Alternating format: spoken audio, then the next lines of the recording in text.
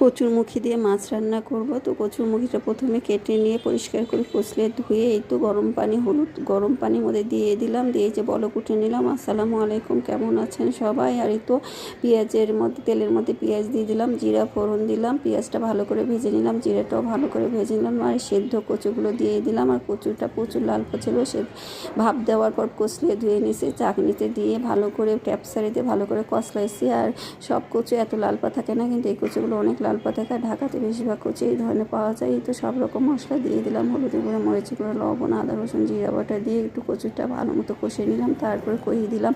আর কষিতে কম মশলা হলেও চলে, কিন্তু কচুর জিনিসটাতে একটু মশলা না হলে ভালো লাগে না, এই জন্য এটাকে কষিয়ে নিচ্ছি। তারপরে কষিটা দিয়ে নেড়ে চেড়ে তো সে কষানোর পানিটা দিয়ে দিলাম। তারপর একটু কষিয়ে নিলাম। ওদিকে মাছ ভাজি উঠে দিয়েছি, কই মাছ দিয়ে রান্না করবো। আর কই মাছটা তাজা ছিল, ভাবলাম কই মাছ দিয়ে মাছের ঝোল করি। আর দেখেন নরম মাছ, আর কই মাছ, তেলাপিয়া মাছ এগুলো না ভেজে রান্না করলে ভালোও লাগে না। হাইব্রিড মাছগুলো একটু ভাজা রান্না করলে ভালো লাগে, আর বেশি ভাজাও যাচ্ছে না, তাজা মাছ তো ভেঙে যাচ্ছে।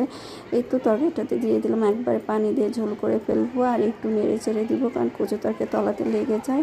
তারপর বলক ওঠার পর একটু শুধু পাতিলগুলো ঘুরে ঘুরে রান্না করবো, কারণ নাড়া যাবে না, নাড়লে মাছগুলো ভেঙে যাবে। এইভাবে নেড়ে চেড়ে রান্না করতে হবে, একটু পরপর ঢাকনা উঁচু করে, কারণ কচুটা তলাতে লেগে যায়, লেগে গেলে পোড়া পোড়া গন্ধ করবে তরকারিটা। এই তো রান্না কিন্তু হয়ে যাচ্ছে, খেতে কিন্তু ভালো হয়েছিল। এইভাবে বেগুন দিয়েও রান্না করা যায়, যে কোনো মাছ দিয়ে রান্না করা যায়।